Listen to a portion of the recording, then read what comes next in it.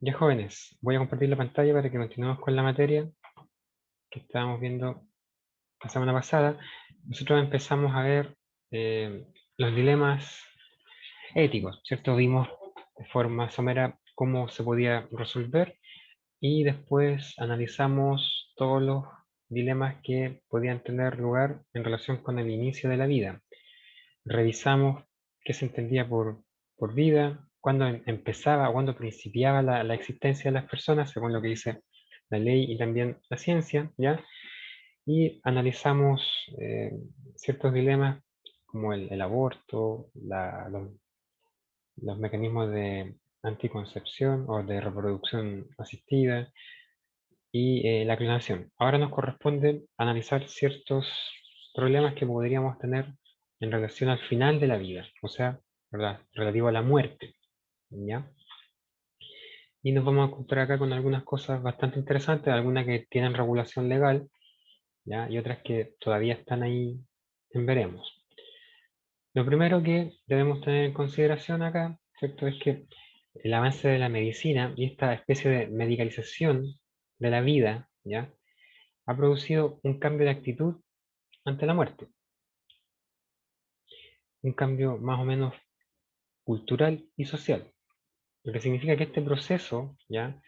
Que conlleva el fin de la vida o la muerte, o este proceso de morir, como ustedes ven en su pantalla, se ha ido trasladando de lugar, desde el hogar, donde antiguamente morían las personas, hacia el recinto hospitalario. Y pasa de ser un acto cultural y también un poco religioso, ¿ya? A un suceso biológico susceptible de tener intervenciones médicas y técnicas. ¿Ok? Entonces, sale esto de la religiosidad, sale esto de la parte cultural, salvo en algunas partes del mundo, ¿ya? Donde todavía se mantiene así, y la medicina, ¿cierto? Toma bastante protagonismo en el hecho de hacerse cargo de la etapa final o del periodo terminal de la vida de las personas, pasando a ser un testigo a ser protagonista en cuanto a la actividad terapéutica, paliativa y también de cuidados diversos, donde ellos aplican una sofisticada y costosa instrumentación, ¿cierto? Sofisticado porque estos productos de la tecnología, que cada día va creciendo a pasos agigantados, van saliendo cosas nuevas, ¿ya? Y también costosa, por lo mismo. Eh, Todas estas maravillas que nos ofrece la ciencia, la tecnología y los avances tienen un costo bastante elevado que normalmente las personas comunes y corrientes no podemos solventar, ¿ya? Entonces todo esto es para prolongar el estado de desmedro, ¿ya? Que puede tener un paciente y que además, si estamos hablando del final de la vida, es irrecuperable. O sea, es tratar de alargar o de estirar el chicle, como se dice, lo más que se pueda hasta que ya no se pueda más. ¿Ok? Además, con esto se ha robustecido el principio de la autonomía de la voluntad de los pacientes. Súper importante, como ustedes ya lo saben, haciendo posible que expresen sus deseos y decisiones de no iniciar o no continuar con estos tratamientos para sobrevivir. ¿Por qué un paciente normalmente no querría continuar con un tratamiento o siquiera iniciar? Porque sabe, ¿ya? Que esto le va a producir muchas veces dolores o sufrimientos que no va a poder soportar.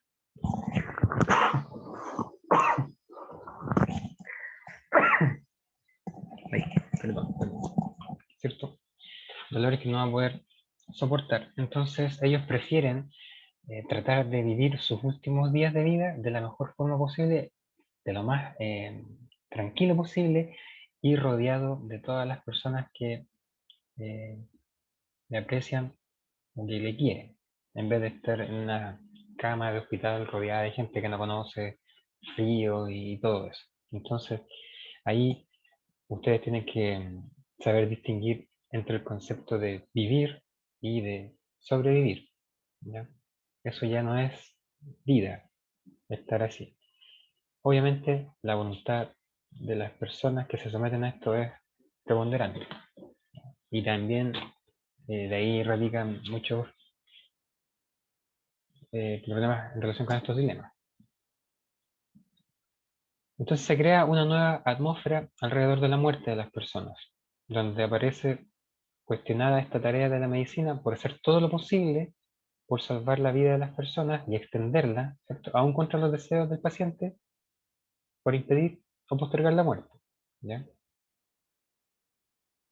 Debemos decidir si esta sustentación artificial, y acá está el punto importante, se está realizando sobre un organismo vivo o sobre un ser biológicamente mantenido, pero humanamente muerto, estableciéndose, ¿cierto?, la complejidad entre los límites de la vida y de la muerte. Eh, una persona que, por ejemplo, es un atleta, un deportista, y está acostumbrado a hacer deporte, tener una vida sana, que sufre un accidente, por poner un ejemplo, y queda en estado, no sé, de tetraplegia, paraplegia o vegetal, ya no va a poder realizar nada de lo que podía hacer antes. Todo lo que estaba acostumbrado a hacer en su vida, eso desaparece. Esas personas normalmente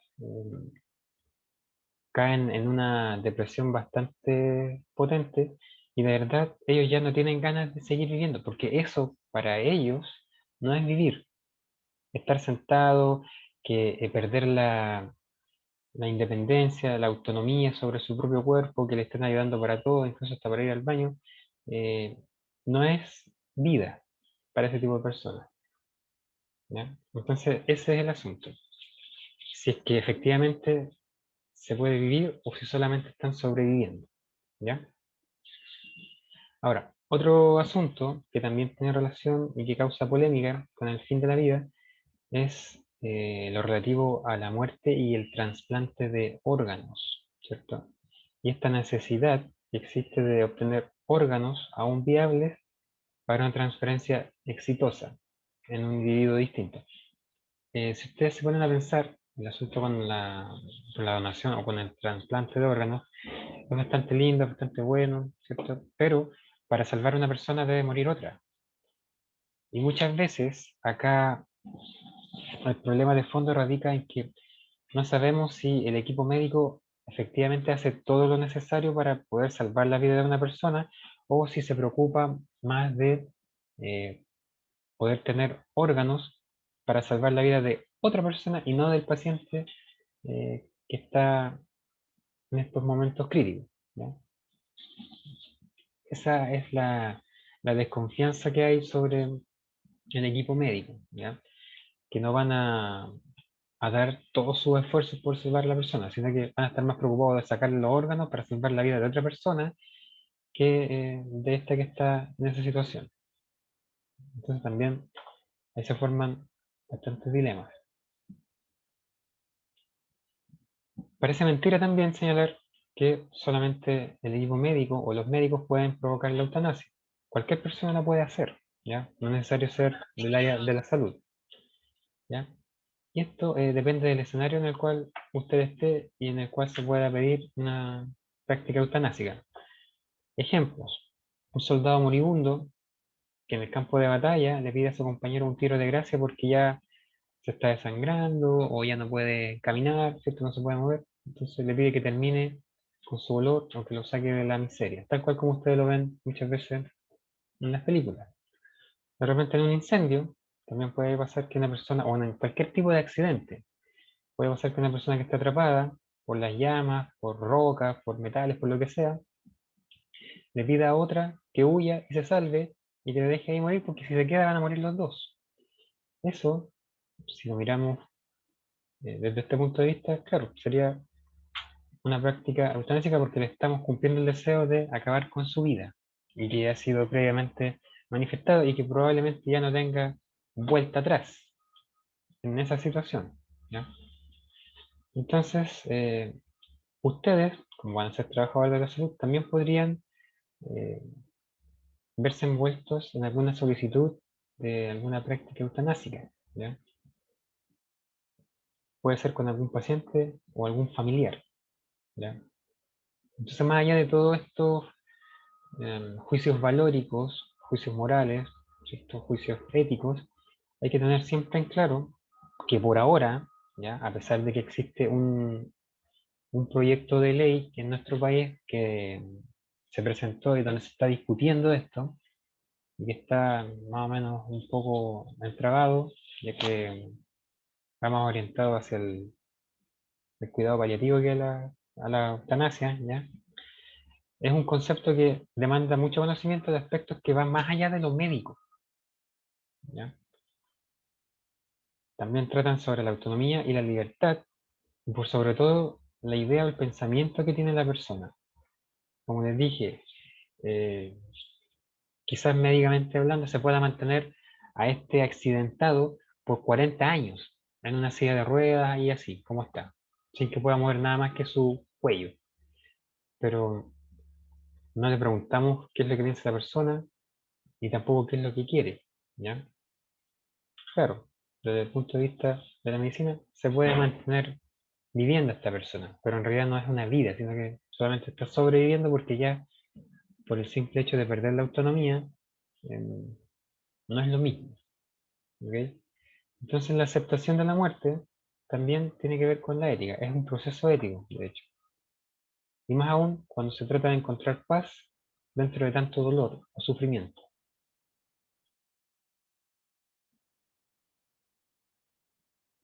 Lo primero que vamos a definir, tal cual como lo señala la ley, ustedes ven en su pantalla, es qué se entiende o qué es la muerte, ¿ya?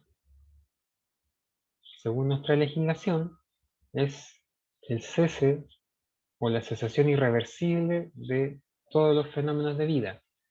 Y más específicamente aún, es la abolición total e irreversible de todas las funciones encefálicas, ¿ya? Por lo tanto, el criterio que utiliza nuestra ley para declarar muerta a una persona es la muerte cerebral, ¿ya? Si usted deja de respirar o le deja de latir el corazón y le sigue funcionando el cerebro, sigue vivo. Esta definición está contenida dentro de la ley de donación de órganos. Por lo tanto, esto es lo que manda. Esto es la muerte, no hay otro concepto, ¿ya? Esto es lo que dice la ley, por lo tanto, es así, tal cual como ustedes lo ven. Abolición o eliminación, ¿cierto? Total e irreversible, o sea que ya no tiene vuelta, haga lo que se haga, de todas las funciones encefálicas. Todas, no algunas, todas, ¿ya? Y señala la misma ley cuáles son los requisitos para que se declare la muerte de una persona, ¿ya? O las condiciones. Primero, o primer requisito, no debe existir ningún movimiento voluntario observado durante una hora, ¿ya? Segundo, apnea luego de 3 minutos de que se desconecte a esta persona de algún ventilador mecánico o respirador artificial. Y tercero, ausencia de reflejos troncoencefálicos. Deben estar esos tres requisitos. Son copulativos, ¿ya? Si contamos con estos tres requisitos, se va a emitir un certificado de defunción, ¿ya? Emitido por un médico, ¿ya? Donde se va a dejar constancia de los antecedentes adicionales que permitieron acreditar la muerte. Y después eso se traspasa al registro civil, donde aparece el certificado de defunción que todos conocemos. Eso es lo que rige ahora. Para llegar a esto, también pasamos por distintos criterios a lo largo de la historia para saber cuándo una persona se podía declarar muerta o no, y también en distintas culturas. Entonces, ahora vamos a definir qué se entiende por eutanasia, que es uno de los más grandes problemas en relación con el fin de la vida de las personas. Como ustedes ven en su pantalla, etimológicamente hablando, viene del latín y significa morir bien o buena muerte, como ustedes quieran, ¿ya? Eu significa bien o bueno, y Thanatos es muerte, ¿ya? Tal cual como el dios de la muerte. La eutanasia, como concepto ya más elaborado, es la anticipación de la muerte a un paciente que de forma inequívoca lo ha solicitado así, o de esa forma, ¿ya? Cuando presenta una enfermedad que es incurable y que no se puede paliar adecuadamente, ¿ya? No es una cosa antojadiza ni todos los días y a cada rato. No, del mismo concepto se desprenden cuáles serían las condiciones que se debe cumplir para poder aplicarla, ¿cierto? Primero, que existe un paciente que de forma inequívoca, no solamente inequívoca, sino que reiterada además, lo haya pedido así, que terminen con su vida. Segundo, que tenga una enfermedad o algún padecimiento incurable con toda la medicina y todos los conocimientos y avances que hay hasta la fecha. Y tercero, que no se pueda paliar el sufrimiento que tiene esta persona adecuadamente. Y cuando hablamos de sufrimiento, estamos haciendo alusión a lo físico, a lo espiritual, a lo psicológico, ¿cierto? Etcétera. Todo ello. Entonces, así, esta eutanasia aparece como una potencial opción de paliar sufrimiento, que no han podido ser tratados o paliados de ninguna otra manera. Con eso se acaba todo el sufrimiento, de una, en resumen. Entonces, en teoría, y eso es lo que se está discutiendo, eh, se basa en el derecho que tiene el paciente a decidir, ¿cierto? Y ser apoyado en su idea de abandonar la vida cuando ello implica padecimientos que no quiere afrontar y que la medicina, tras reiterados intentos, no ha podido paliar de forma adecuada. Entonces acá se trata del derecho a la vida versus el derecho a decidir. Es bastante similar a la situación que vimos en el aborto, ¿ya? Pero acá se trata de la vida y el derecho a decidir en una misma persona, ¿ya? Nosotros siempre, hasta ahora, tenemos como máxima, ¿cierto? Este respeto al derecho a la vida. Todo se basa en ello.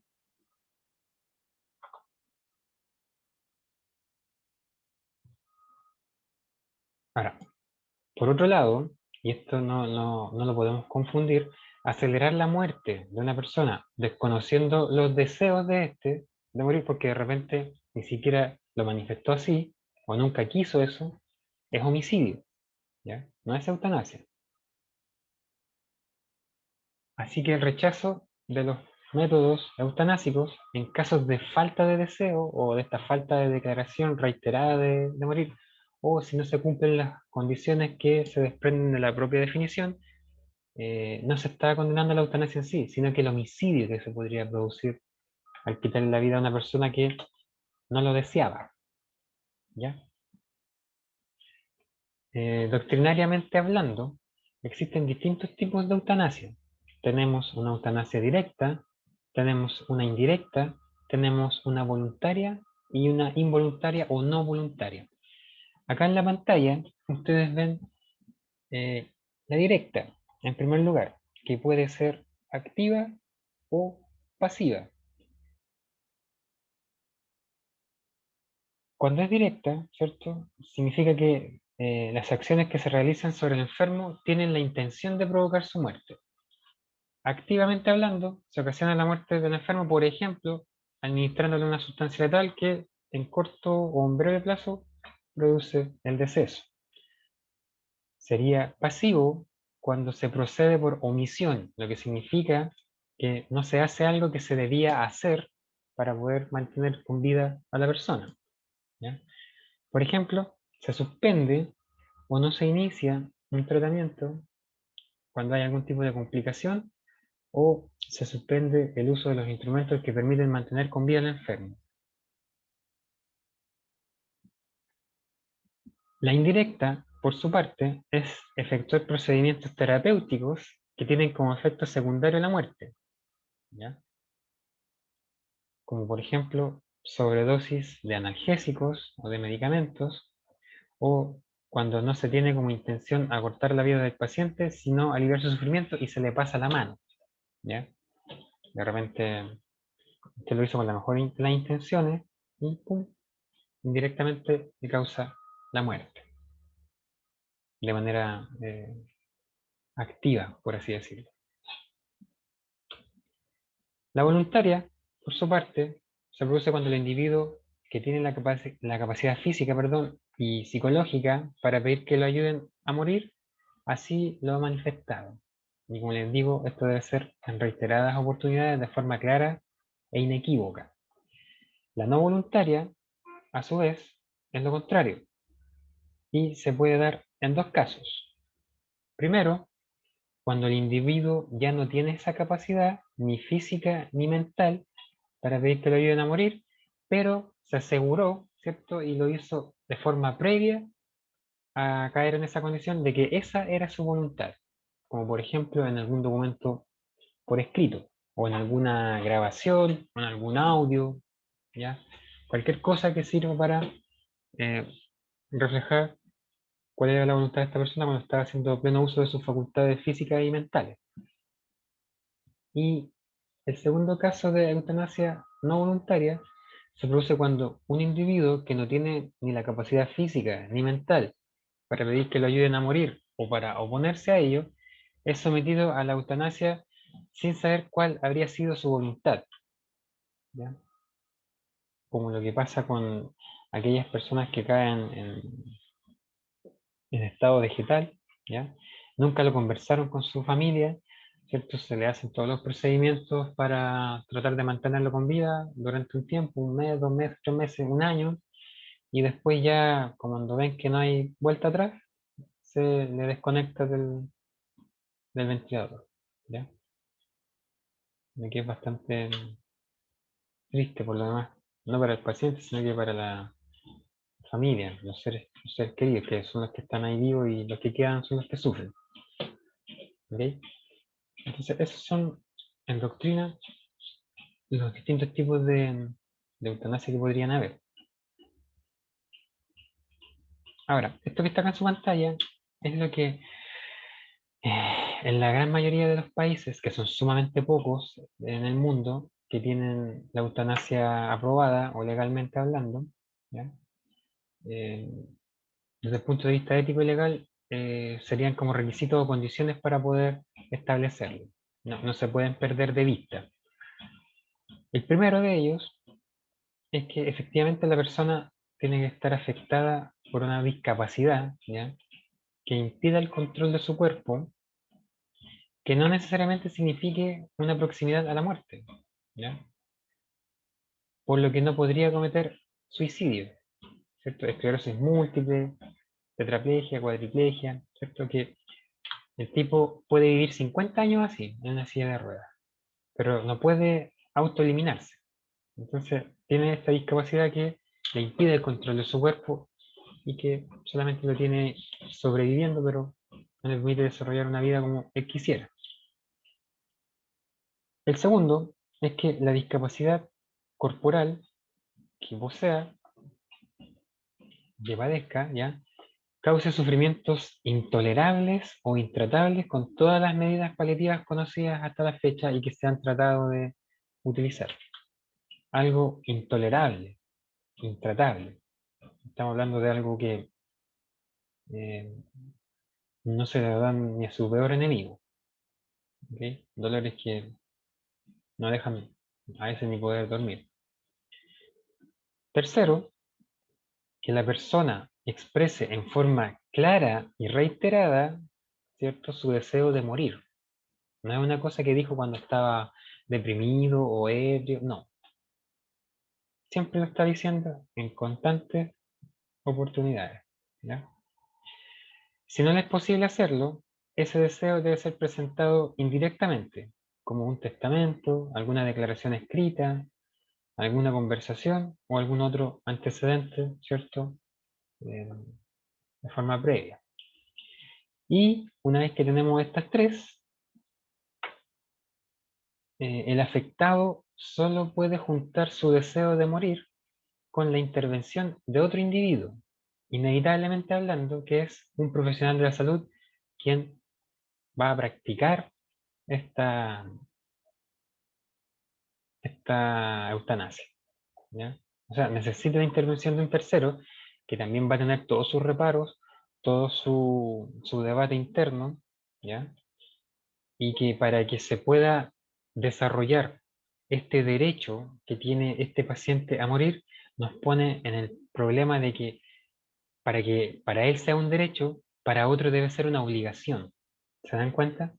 Que es el que va a practicar esa eutanasia, el que va a poner la inyección, el que va a desenchufar o desconectar.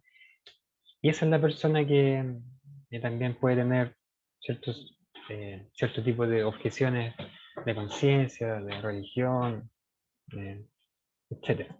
Que es lo mismo que pasa con el aborto, ¿cierto? Para que una mujer pueda ejercer su derecho a un aborto libre, espontáneo, gratuito y todo eso, debe haber alguien que esté obligado a practicarlo, ¿cierto? Ustedes saben que todo derecho tiene una obligación correlativa, lo mismo que la ley de derechos y deberes del paciente.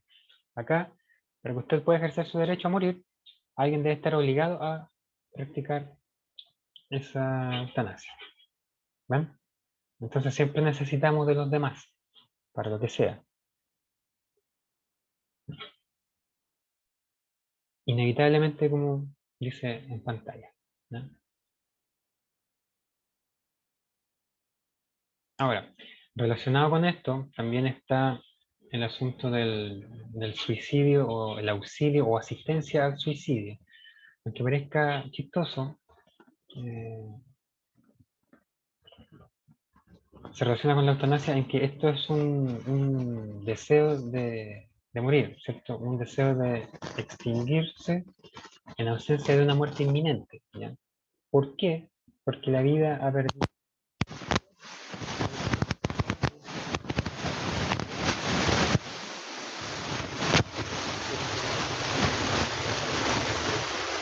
Profe, no se escucha.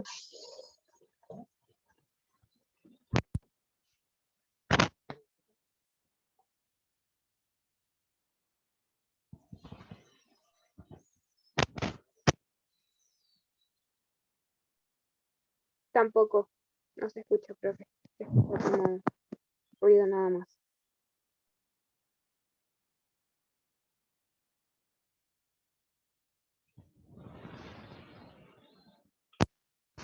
¿Y ahora me escuchan?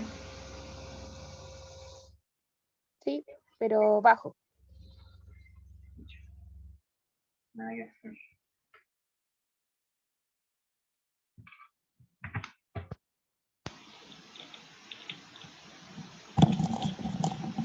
¿Y ahora me escuchan? Sí, profe. Sí, ya.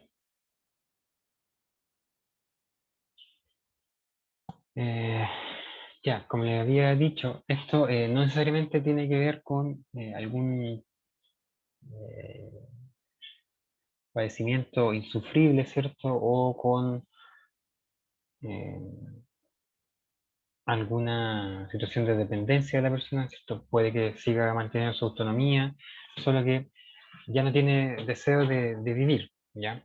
Independiente de si está enfermo o no, puede que esté súper sano, pero ya no tiene fe ni esperanza en la vida. Acá el tema es bastante sencillo.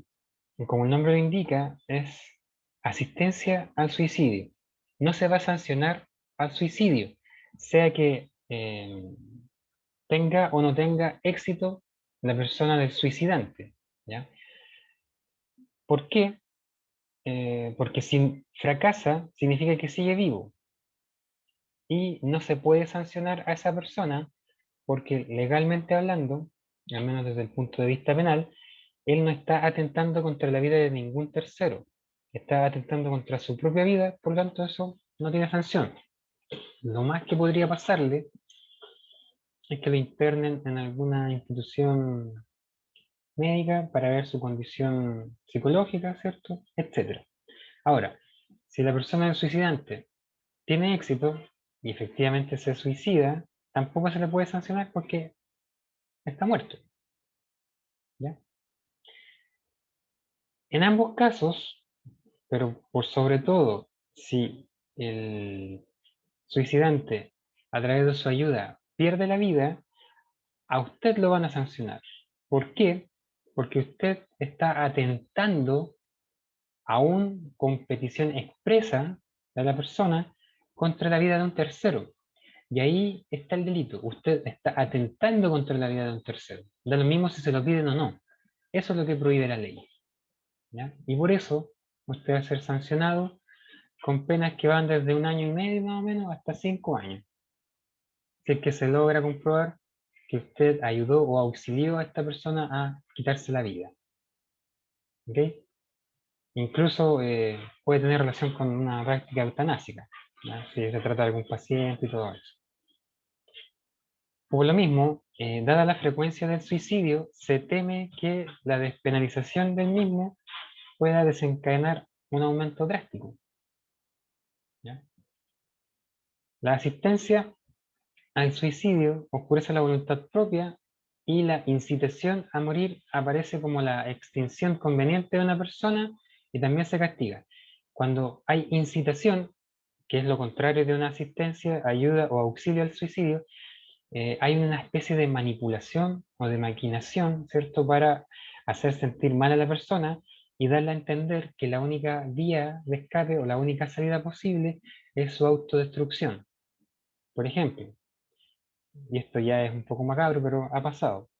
Si usted se casa con una persona que tiene bastantes bienes, ¿cierto?, de buena situación, y quiere apoderarse de eso, dependiendo del régimen en el cual usted haya contraído matrimonio, si la persona muere, usted se queda con todo, como las novelas, ¿cierto?, estos culebrones mexicanos, venezolanos, ¿ya?, que lo hacen, lo grafican bastante bien.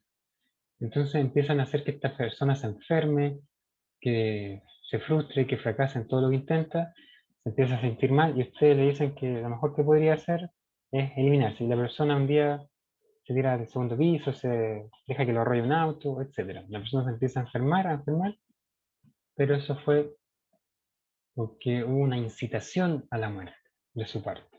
Y eso también está sancionado, ¿ya? Obviamente se logra comprobar. Ahora bien, ¿dónde está la sanción de esto? En el artículo 393 de nuestro Código Penal. Y dice, el que con conocimiento de causa, o sea, que si sabe que la persona quiere terminar con su vida, le presta ayuda o auxilio a otro para que se suicide, va a sufrir la pena de presidio menor en su grado medio máximo, si es que muere, ¿ya? Si no muere, igual lo van a sancionar, pero con una pena un poco más baja, ¿ya? Por estar atentando contra la vida de un tercero. Puede ser en grado de delito frustrado, por ejemplo, aunque es poco frecuente eso.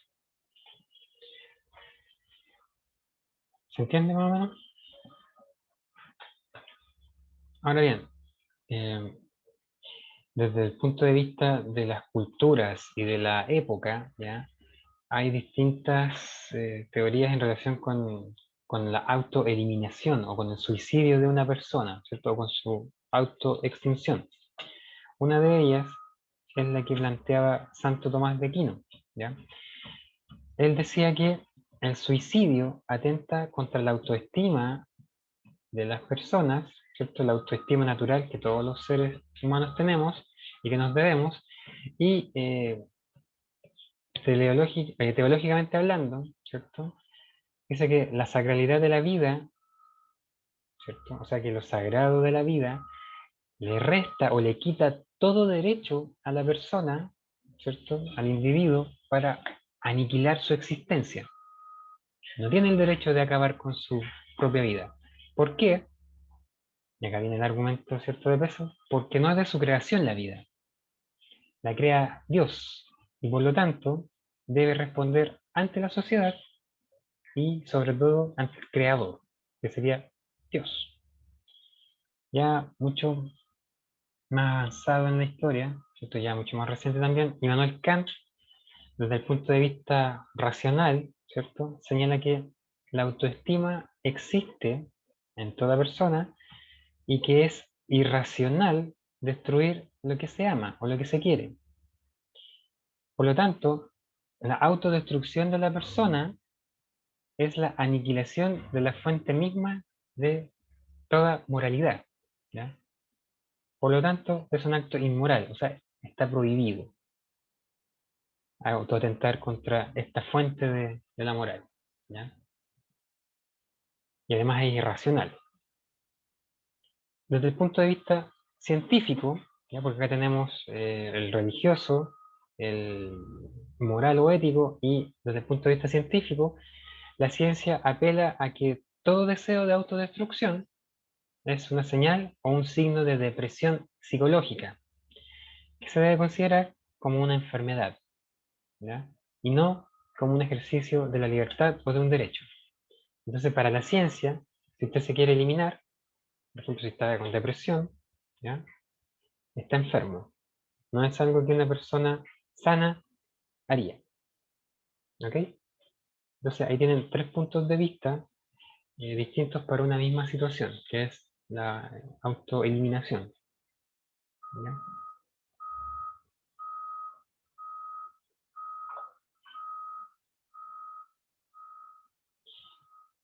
Aunque el suicidio o este deseo de autoeliminarse es ajeno a la medicina en sí y también a la ciencia, ¿ya?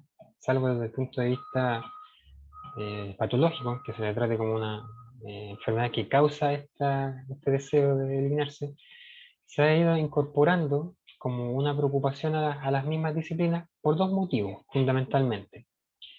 Como ustedes ven en su pantalla, el primero de ellos es que muchas personas que se quieren suicidar han pedido ayuda médica antes, ya sea a través de alguna prescripción o receta médica, o que el médico le dé permiso o que le administre algo que él no puede obtener, o que le dé información posológica, ¿ya? De algunos medicamentos. Posológico significa cada tanto tiempo, ¿ya? Para tomar dosis más rápido o mayor cantidad y así poder autoeliminarse. Y también el segundo aspecto relacionado con el primero es que si ponen atención los médicos, muchos de estos actos suicidas pueden ser detectados a tiempo para poder rescatarlos y tratar de recuperar y de proteger la vida de la persona. Si se saben leer las señales, eh, se puede evitar que una persona, ¿cierto?, se quite la vida.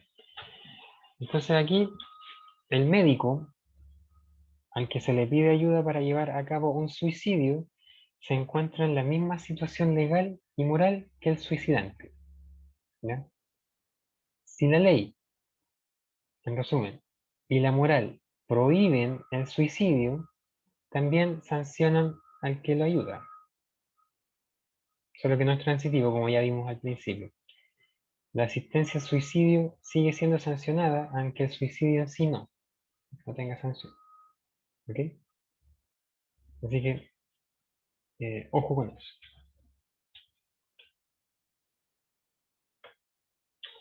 Ahora bien, en relación con todos estos eh, actos eutanásicos, suicidas y como defensa de la conservación de la vida, el rechazo más potente o más decidido a todas estas prácticas proviene precisamente de la medicina paliativa, ¿ya? Y de todas sus prácticas. Lo que se basa en la certeza, ¿cierto?, de que la vida es el bien supremo. Nosotros partimos de esa premisa, que la vida es lo más importante, por lo tanto hay que respetarla, cuidarla y tratar de conservarla eh, la mayor cantidad de tiempo posible, como bien supremo. Que la vida sea lo más preciado no lo es por decreto, sino por decisión propia y dentro del respeto a la autonomía, que puede preferir la extinción antes que la vida de sufrimientos intolerables, ¿ya? Esta medicina, a pesar de todo, ¿cierto?, tiene ciertas limitaciones que la complican. Algunas son intrínsecas y otras son extrínsecas. Acá en su pantalla ustedes ven las intrínsecas. O sea, las que vienen de dentro del paciente. Dolores que no sean a terapia alguna, lo limita bastante, ¿cierto? Porque significa que la medicina paliativa no me está ayudando en nada, no me quita el dolor, no me quita el sufrimiento, ¿ya? Como les dije anteriormente, ni físico, ni psicológico, ni espiritual. En segundo lugar, otra limitación es la angustia que siente la persona, que va creciendo día a día, de estar sometido a distintas maquinarias que son las que le mantienen con vida, o que le ayudan para poder desarrollar algo que antes podía ser de forma autónoma e independiente. Otra limitación es la desazón de haber perdido el control voluntario del cuerpo, que ya no puede hacer lo que estaba acostumbrado a hacer. Lo que deriva, ¿cierto?, en otra limitación, que es la dependencia total, ¿ya? Entonces, a pesar de todos los esfuerzos de la medicina paliativa de conservar la vida, estas limitaciones aparecen bastante y dan pie para, por ejemplo, lo que está pasando en nuestro país, que es discutir una ley que pueda autorizar la eutanasia, en ciertos casos, no libremente, sino que tienen que cumplirse ciertos requisitos o condiciones, como en todo, ¿ya? Desde el punto de vista externo al paciente, limitaciones a la medicina paliativa tiene que ver con la escasez de recursos muchas veces para poder tener terapias o mecanismos que sirvan eh, para paliar mejor el sufrimiento, ¿ya? Y no los de siempre. Relacionado con ello también el alto costo que esta medicina, que estas drogas o que estos instrumentos puedan tener. Y algo bastante interesante es la falta de formación profesional en el ámbito de los cuidados paliativos, ¿no? Enfermeros, TENS, no es algo que se desarrolle mucho en nuestro país al menos, ¿ya? Casi todo lo paliativo está relacionado en Chile a los pacientes de tipo oncológico. O sea que si no es oncológico, prácticamente no puede ingresar a estas unidades de cuidados paliativos, lo que es bastante discutible. Entonces, eh, dentro de este proyecto, creo que alcancé a ver que se estaba tratando de extender estos cuidados a todos los pacientes que no fueran oncológicos necesariamente, para que pudiese tener una mayor cobertura. Pero como les digo, todo eso está en veremos, hasta que no sea una ley, no sabemos qué es lo que va a pasar, ¿ya? Así que esa es la postura de la medicina paliativa, ¿ya? Ya, este también es un tema bastante polémico, o lo fue en su oportunidad, pero actualmente nosotros zanjamos la discusión y esto es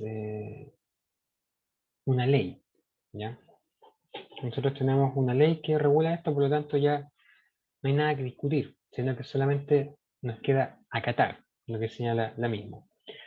La donación de órganos tiene una regulación desde hace bastante tiempo, pero una de las últimas grandes modificaciones que tuvo la ley fue la creación del famoso donante universal, lo que significa que todos somos donantes. ¿Qué es lo que se busca con esto? Ir a la vanguardia, ¿cierto? Y aumentar la cantidad de personas que se puedan salvar a través de el fomento de la donación de órganos. El problema es que no ha aumentado nada la donación de órganos en Chile. Muy poco. La gente sigue con este criterio o este pensamiento de no ser donante. Y la misma ley, como vamos a ver a continuación, tiene una especie de autobloqueo donde le permite, en definitiva, si usted no manifestó en vida si quería ser donante o no, o incluso eh, señalándolo, eh, ellos tengan la última palabra, ¿ya? Entonces hay una especie de estancamiento, ¿ya? La idea era aumentar la cantidad de donantes en Chile, pero no ha sido tal el efecto, a pesar de todas las modificaciones que se han ido haciendo a lo largo del tiempo, o con el correr de los años. Bueno, lo primero que vamos a ver, ¿cierto? Como tema, como dilema, ¿ya? Es la donación de órganos.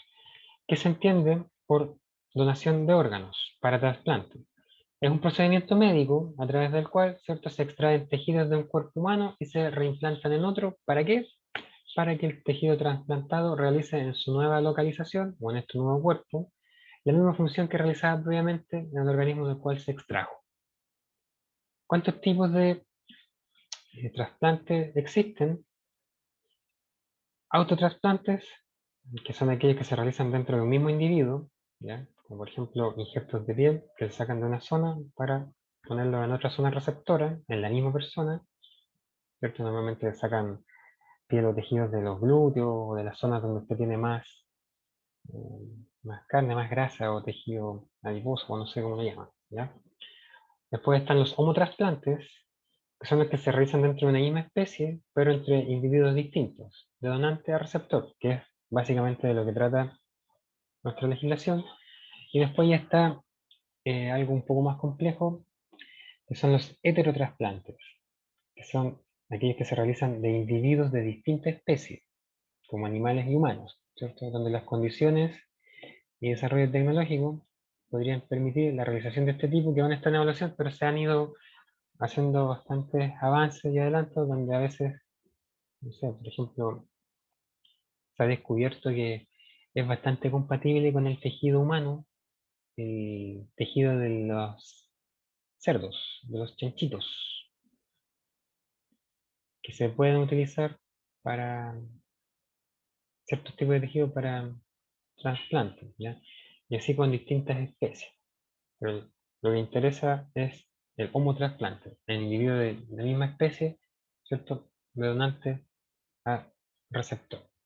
Cuando hablamos de donación de órganos, eh, tenemos que relacionarlo con un acto voluntario, altruista y gratuito, ¿ya? La donación de órganos en Chile es gratuita para el que dona, no tanto así para el que lo recibe, ya que todo eso, ¿cierto? Como hay operaciones, intervenciones quirúrgicas, tratamientos, medicamentos, recuperación, tiene que estar cubierto por la persona. Pero para el que dona es 100% gratuito, ¿ya? Y para la familia del donante también. ¿Y para qué se hace esto? Para que sean extraídos del cuerpo e implantados en otra persona y cumplen la función que cumplían en el cuerpo anterior. Según la tradición judía, ¿cierto? Y esto en relación con la muerte, la respiración era sinónimo de vida, ¿ya? Si usted no respiraba, ya estaba muerto. Según Maimónides, eh, la muerte coincidía con el cese de los movimientos respiratorios. Después, en otra parte, Midrash afirmaba que el alma permanece durante 3 días sobre el sepulcro antes de partir, por si el cuerpo se restableciese. Así como Jesucristo, que el tercer día resucitó. Si después de 3 días no pasa nada, ya eh, se le da por muerta a la persona. Durante la Edad Media, y ya más moderna también, en Europa y Norteamérica, se crearon sociedades dedicadas a prevenir los enterramientos en vida, ¿ya? Y en este contexto, la medicina solo podía dar una respuesta. El único signo de certeza para comprobar la muerte de una persona era el comienzo de la descomposición o de la putrefacción del cadáver. De hecho, en algunas partes de Europa y Estados Unidos, de Norteamérica, ¿ya? Se le amarraba una pitita al cadáver, a la mano o a sus brazos, y arriba de su sepulcro, en la lápida, se ponía una campana, ¿ya? Y si a esta persona la enterraban viva y se movía debajo de la tierra, ¿cierto? Iba a sonar esa campana. Y de ahí viene el dicho que está salvado por la campana, porque la persona estaba viva, no había fallecido, ¿ya? En diciembre del año 1967, en la ciudad de Cabo, en Sudáfrica, ¿cierto? Denis Daval sufrió un accidente de tráfico en el que queda destruido gran parte de su cerebro. Horas más tarde, el doctor Christian Barnard le extrae su corazón aún latiente y se lo implanta a Louis Waskansky. Recién en 1967 se había realizado el primer trasplante cardíaco en el mundo. ¿Ya? Automáticamente surge la polémica en el mundo científico para reclamar una regulación legal que permita la extracción de órganos que sirvan para trasplante y la parte legal, ¿cierto? El mundo jurídico le pide a la medicina una nueva definición de muerte que dé garantías, certeza y seguridad a los ciudadanos. Y junto con esos criterios se fueron estableciendo en las distintas legislaciones del mundo qué es lo que debemos entender por muerte, siendo la gran mayoría, ¿cierto?, la muerte encefálica, el criterio predominante. Un año después, ¿cierto?, el día 28 de junio de 1968, el doctor Jorge Kaplan realiza con éxito el primer trasplante cardíaco en Chile. O sea, 6 meses, incluso, de que se hizo el primero. Y en esa época, cuando este médico lo hizo, no había ni regulación, ni reglamentación, ni ley alguna, como sí lo existe ahora. Como él dijo después, más adelante, se hizo a la chilena. ¿Ya? ¿Dónde se hizo este trasplante? En el Hospital Naval, Almirante Ness de Valparaíso, y este doctor y su equipo, después de 2 horas y 49 minutos en pabellón, logró exitosamente el primer trasplante de corazón realizado en Chile. ¿Quién fue la receptora? María Elena Peñalosa, una costurera de 24 años de edad, de Manquehue, quien tenía una vulvopatía congénita con dilatación del miocardio. ¿Ya? ¿Quién fue el donante? Un joven de 21 años llamado Gabriel Vélez, que murió por un tumor cerebral. Y este doctor comentó, lo hice a la chilena, y relató cómo transportó, ¿cierto?, de forma anecdótica, en una olla que compró con su propio dinero, el corazón, en una olla. ¿Ya? Ahora ustedes saben que hay una cadena de procuramiento de órganos a cargo de enfermeras normalmente, y todo esto debe cumplir con estándares de seguridad y de conservación de los órganos. ¿Ya? Imagínense haberlo hecho en una olla, el traslado, y que resulte el trasplante. Bueno, la ley que regula esto es del año 1996, que como les dije, hasta la fecha ha ido sufriendo bastantes modificaciones o actualizaciones.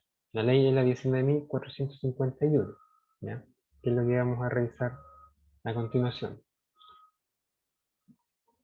Los trasplantes de órganos, dice la ley, solo podrán realizarse con fines terapéuticos, ¿ya? Ningún otro fin. Y las extracciones y trasplantes solo podrán realizarse en hospitales y clínicas que acrediten cumplir con las condiciones y requisitos que señala la norma vigente.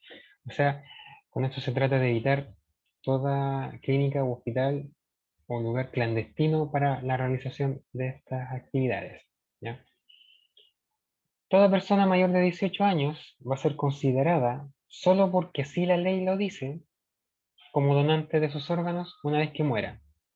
¿Ya? Ese es el famoso donante universal. Antes a ustedes les preguntaban cuando iban a sacar licencia a conducir si quería donar o no. Y en su licencia decía es donante sí, es donante no. ¿Ya? Ahora es todo mayor de 18 años, donante universal. A menos que hasta antes del momento en que se decida extraer el órgano, se presente algún documento fidedigno, otorgado ante notario público, donde conste que usted en vida manifestó su voluntad de no ser donante. ¿Ya? También puede pasar que hay algún documento contradictorio, y como les dije anteriormente, en ese caso hay una duda fundada, como lo señala la ley, y es la familia o un orden de prelación de ciertas personas los que van a decidir si se extrae el órgano y se dona o no. ¿Ya? Entonces, si yo realizo esta declaración de no querer ser donante, el notario va a mandar esa información al registro civil, ¿ya?, para incorporarme en el registro nacional de no donantes. ¿Ya? Obviamente, yo me puedo dar vuelta a la chaqueta. Si me inscribo en este registro y no quiero donar, y después cambio de parecer, me puedo salir. Y así, ¿ya? Sucesivamente. Entonces, solo con fines terapéuticos, solo en hospitales o clínicas que acrediten los requisitos que sean la ley. ¿Y quiénes van a tener derecho a ser receptoras de órganos? Las personas cuyo estado de salud así lo requieran según este listado de necesidad nacional que hay, ¿cierto? Donde hay algunos que son prioritarios. Donante universal. Toda persona mayor de 18 años, como les dije, va a ser considerada por la ley por el solo hecho de tener 18 como donante, una vez que muera. Salvo, ¿cierto? Lo que les acabo de decir. Que haga una declaración y que se incorpore en el Registro Nacional de No Donantes. En el caso de dudas, ¿cierto? Si se presentan ante el médico documentos contradictorios, o sea, que uno dice que sí es donante y otro que no, eh, se consulta de forma previa sobre la extracción de uno o más órganos por orden de prelación. Orden de prelación significa de preferencia, según lo que señala la propia ley, a las siguientes personas. Primero, a su cónyuge, ¿ya? O al conviviente legal, ¿cierto? En estas uniones civiles de hecho, o al conviviente no legal, sino que solamente de hecho, donde no hay ningún tipo de vínculo, sino que solo por vivir con la persona. Segundo lugar, hijos mayores de 18. Tercer lugar, cualquiera de los padres. Si no hay ninguno de ellos, un representante legal, tutor o el curador. Si no hay ninguno de ellos, cualquier hermano mayor de 18. Si no hay ninguno de ellos, cualquiera de los nietos mayores de 18. Los últimos tres están eliminados, pero antes así lo establecía la ley.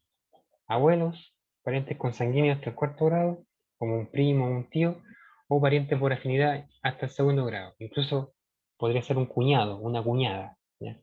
La ley eliminó los últimos tres.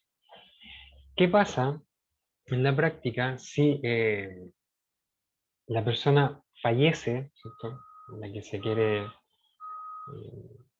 tener como donante, producto de un delito, ¿cierto? No sé, un homicidio, un robo, etcétera? ¿Quién decide si la persona puede donar o no? El fiscal, que está a cargo de la investigación. Ninguno de estos, el fiscal, ¿ya? Eso no lo señala la ley, pero por otras leyes se los digo. Si hay muerte de persona producto de delito, ¿quién decide? El fiscal, obviamente con consulta del servicio médico legal y todo ello, si es que es conveniente o no. En caso de que varias personas estén en igualdad de condiciones para que puedan recibir un órgano, si usted está inscrito en el registro de donantes, le quita preferencia en relación con alguien que no está inscrito. ¿Ya?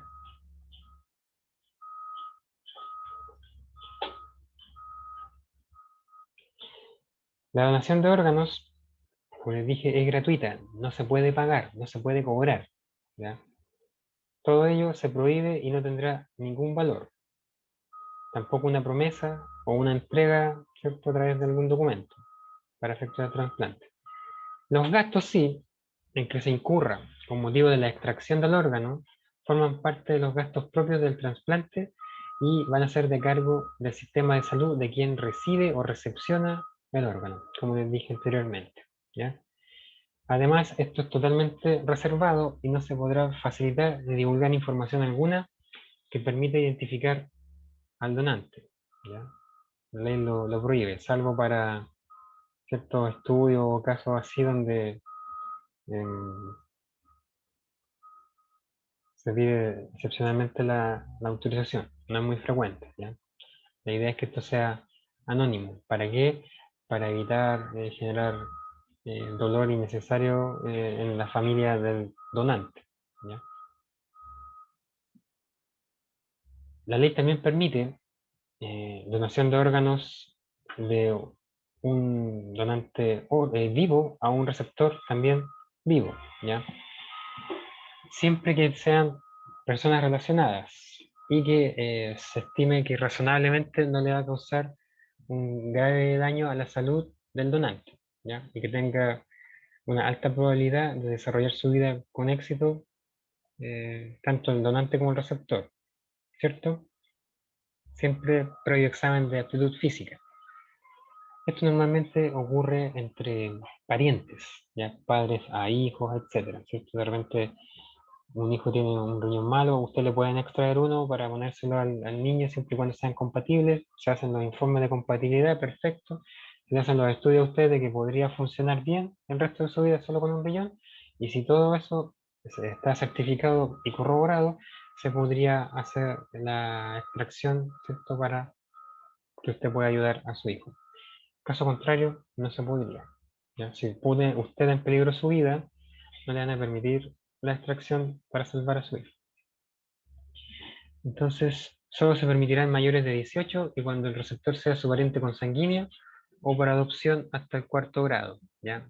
O también su cónyuge.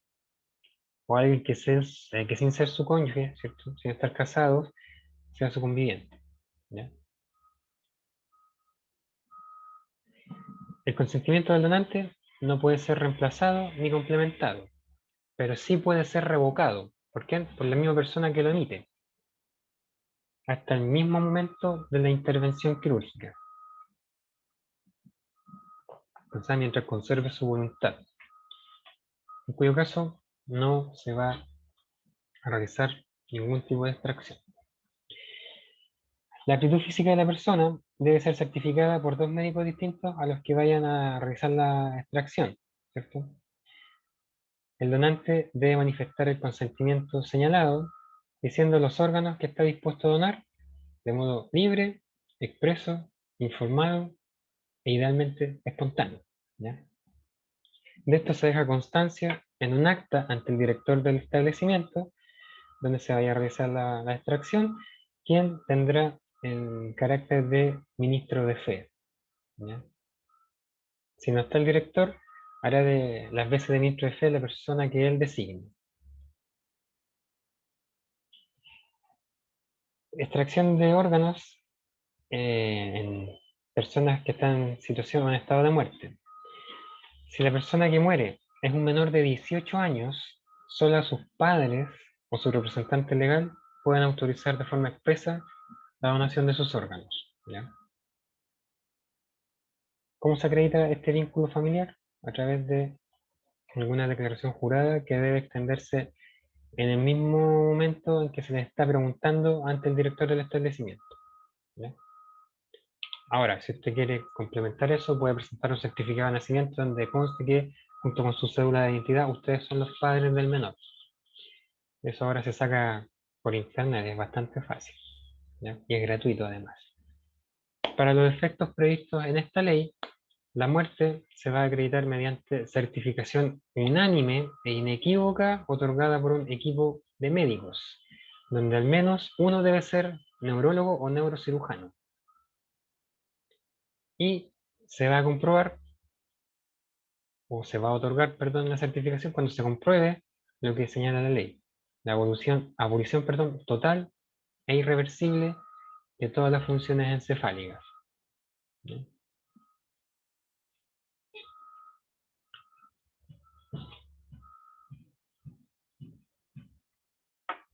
Ya, en caso de que no se compruebe esto, puede que haya sanciones, ¿cierto? O que se pase a llevar cualquiera de los preceptos que señala esta pequeña ley.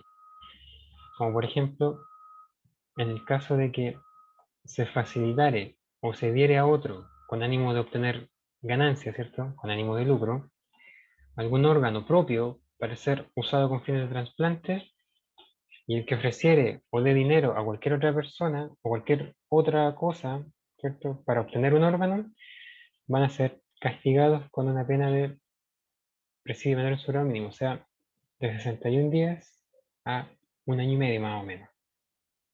O sea, si yo ofrezco comprar uno y si yo ofrezco vender uno, ¿ya?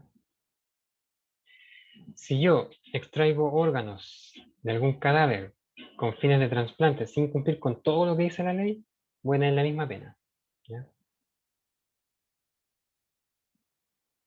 Que es una especie de necromancia, como me llaman. Y en estos últimos dos casos también me van a multar. Y la multa va de 20 a 50 unidades tributarias mensuales. O sea, de 1 millón a 2,5 millones, más o menos. Es bastante alto. ¿Ya? Bueno, jóvenes, vamos a quedar hasta acá.